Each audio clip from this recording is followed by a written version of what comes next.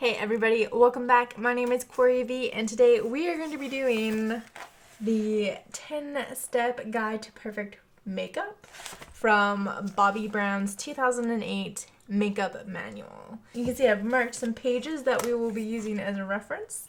So she's got kind of a 10-step basic guide. So we'll see if that actually works out. The whole book is kind of laid out with like equipment, a skin section, face, lips, eyes, the 10-step guide, special makeup applications, which I think I'm going to do a few looks from there once we've established the working order, and then tips for like getting into being a pro makeup artist. And then she actually has like a little history and who's who of makeup, at least back in 2008 as well. Although I'm following the 10-step perfect makeup guide, I am kind of using some of the tips and tricks from other parts of her book to like create this perfect look. To customize her 10-step guide to me, I'm going to be using some of her rules, and she's got this diverse beauty section where you're, I guess, supposed to kind of pick out whoever looks closest to you. And I'm not a freckled beauty. I'm not quite a Middle Eastern beauty, so I think that lumps me with a porcelain beauty. And some of her tips include like use a porcelain tone foundation, use white face powder, avoid using blushes with brown undertones, go for pastels. And so when I was picking out my makeup items for today, I kind of like went with that outlook. She says tan bronzer always looks dirty on porcelain skin, and use cool tones for your eyes, and use pastel lip colors. So those are kind of the guiding principles for this 10-step makeup guide.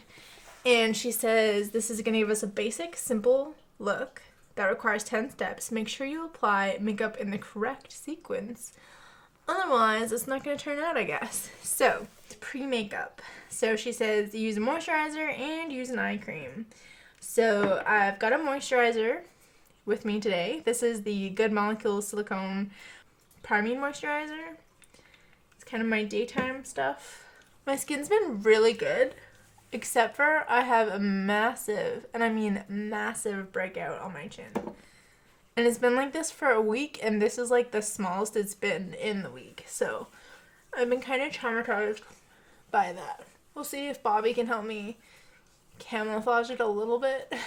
For moisturizing, she does say use an eye cream, and I do not have a dedicated eye cream. I know I'm 35. What's wrong with me? So instead, I'm just going to use a little bit more moisturizer under my eyes. Maybe on my eyes, just kind of all over. Maybe up in my eyebrows. Alright, so that was step 0. Step 1 is to correct and conceal.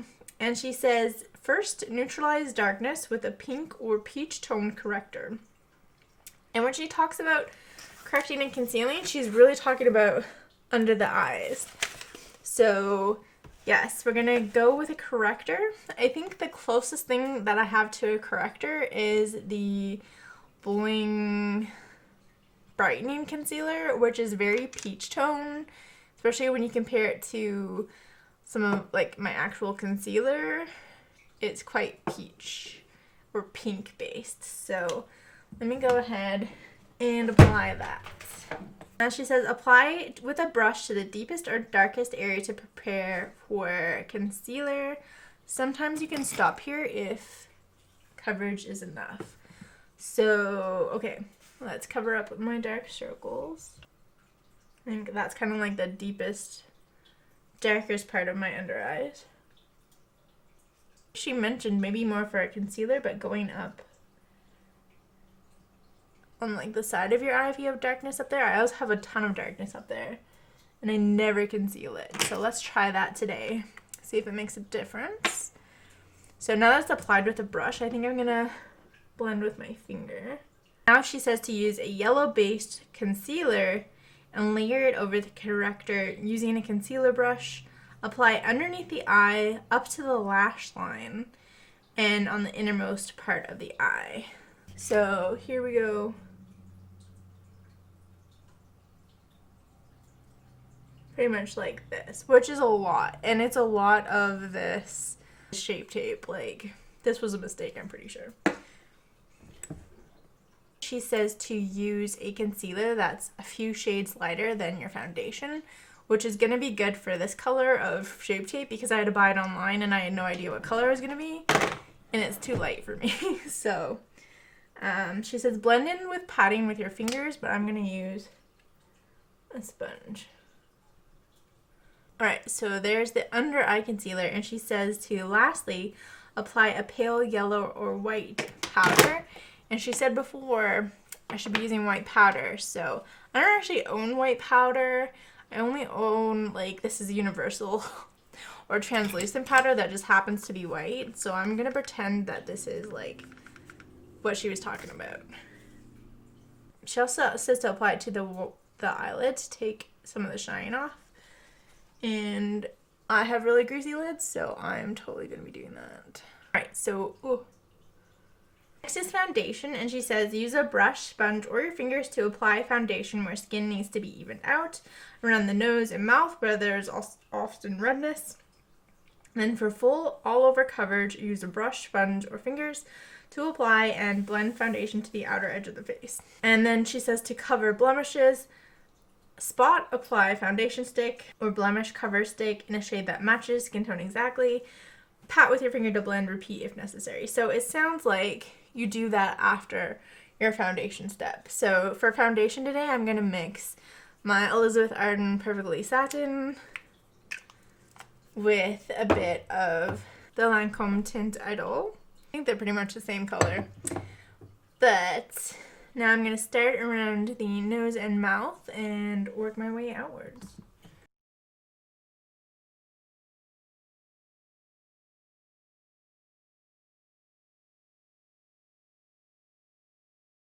I do not own any type of stick foundation right now.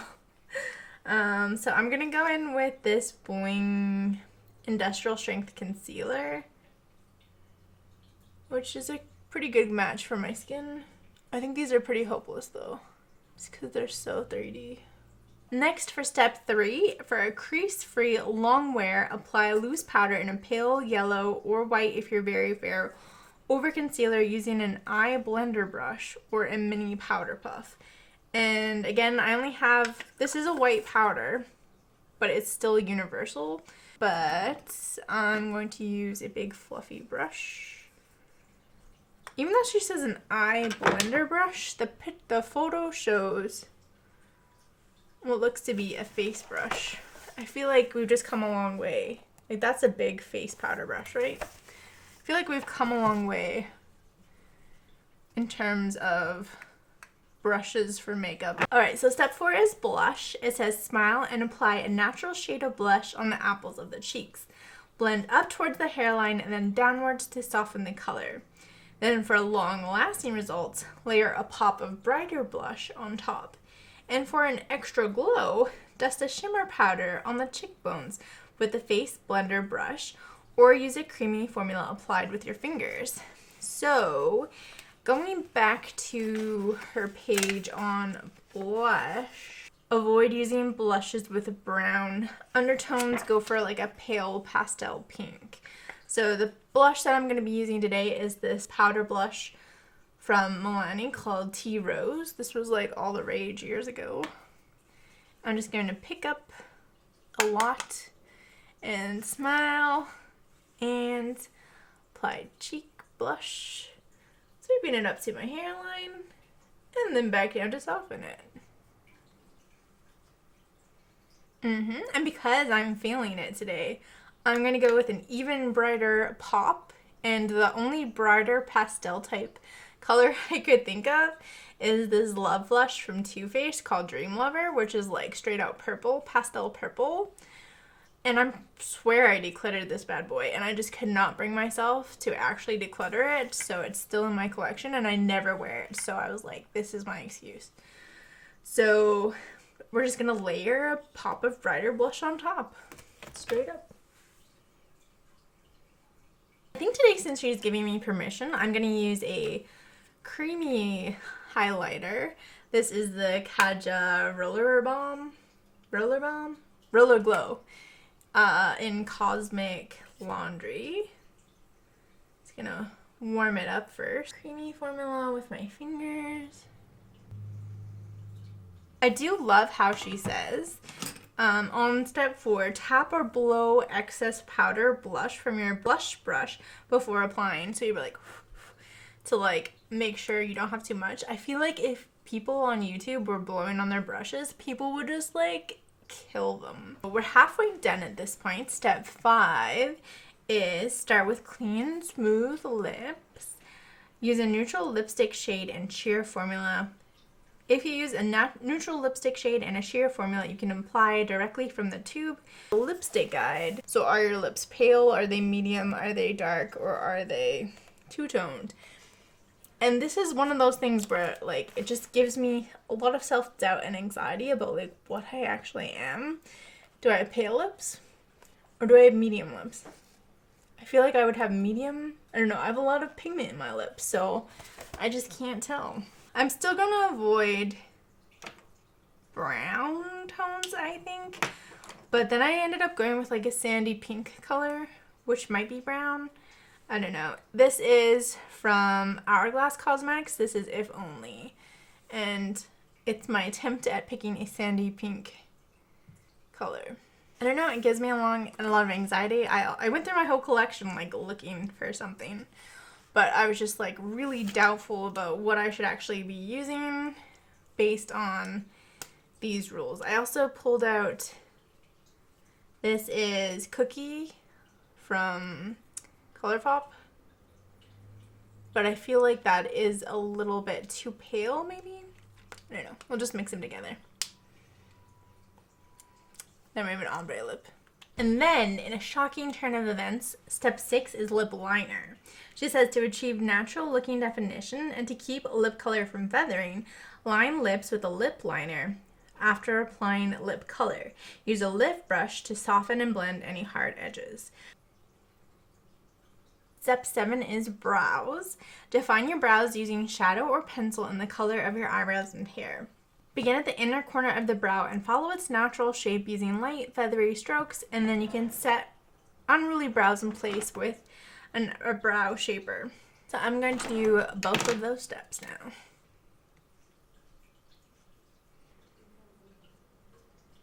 Alright, now we're getting into the tricky stuff. Step 8 is eyeshadow. There's 3 steps here. Sweep a light eyeshadow color from the lash line to the brow bone. 2, dust a medium eyeshadow color on the lower lid up to the crease.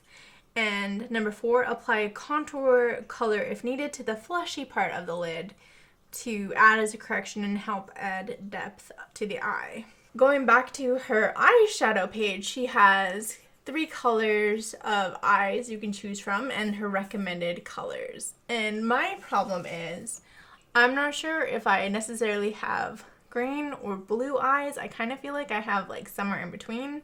Officially, my eyes are green. So I can use Yellow Tone Beige, Camel, Heather, Moss, Slate, and Taupe. So the palette that really came to mind with those colors is Modern Renaissance from ABH. A lot of taupes, a lot of camels, and you get, I think this would be the closest maybe to Heather that I have in my collection. Also, you had me at Hello from ColourPop, kind of has that same purple and camel type of colors. The color I'm going to choose for that will probably be this tempera color, kind of a cop-out, but it's a light eyeshadow color, so I don't know. We'll try that. And it goes all the way up. So next we dust a medium eyeshadow on the lower lid up to the crease. And I think based off her chart, I'm going to try this Buon Fresco color, Buon Fresco. So let's go ahead and try that. And we're like stopping at the crease. And then we're going to take a different, I guess, medium color and apply that in the crease. And I think I'm going to take these 2 shades down here to kind of mix to make kind of a camel tone that's not too warm tone for that contour color.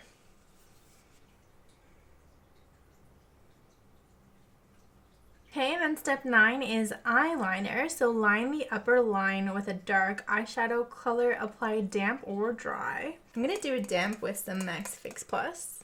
Let's go into like red ochre. Maybe with a bit of cypress umber to really darken things up.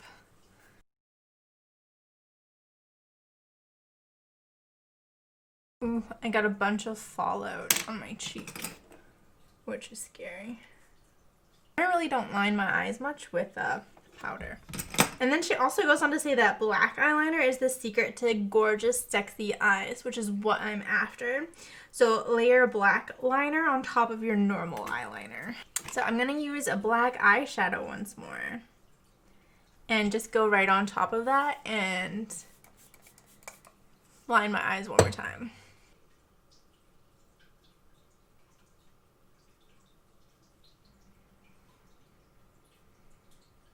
Alright, I think the black really made a difference there.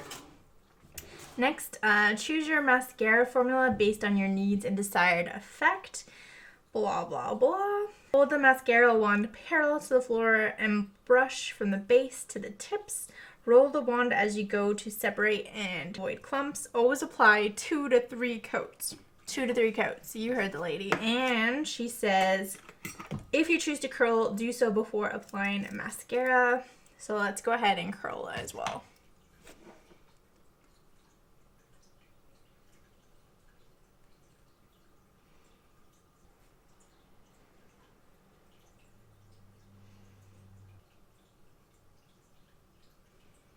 Alright, and that is the completed look. Let me take down my hair. My acne looks horrible. But aside from that, I think overall it looks pretty good. I would say this book, at least in like the first part, is super safe. And it does that weird like self-doubty thing where you look at the chart and you're like, what am I? What face shape am I? What eye color do I have? What lip color do I have? And you just like get in your head and overthink it a little bit, which I'm not super fond of. But I guess the whole point of this book is creating safe makeup looks for beginner makeup people. So I guess you can't really fault it too much for that. She does go deeper into like eyeshadows and playing with color, so it's not all super boring. And cream shadow, Asian eyeshadow, eyeliner. I think somewhere she does like a smoky eye. So I think I'm going to try a couple more of her eyeshadow specific tutorials, not the full face. This is my interpretation of Bobbi Brown's 10-step makeup look, following her rules and tips and tricks the best of my ability based on whatever type of products I already own. I feel like I probably could have picked a darker medium tone eyeshadow, but I have a really hard time when I'm looking at palettes determining what's like a light color and what's a medium color and what's a dark color. Like obviously this is a dark color, this is a light color, but everything else to me, it could go either way, you know? I'm still working on that. I think that's a me problem, maybe not a her problem. Or maybe it's a more common problem than I realize. That's it from me today. Hope you enjoyed watching Bobbi Brown's 10-step guide to perfect makeup from her makeup manual book. Do you own this book? I actually got it secondhand off of Amazon. Again, I would say if you're looking at any of these makeup books that we're going through, see if you can't find it at a used bookshop instead of buying it new, because it's cheaper, better for the environment. You might also check to see if your library has it too. Huge shout out to my patrons who help bring these videos to you guys. And the next time I'm pretty sure we'll do a Bobbi Brown smoky eye, see how that goes. And with that, everybody, I will see you all in my next beauty video. Bye for now.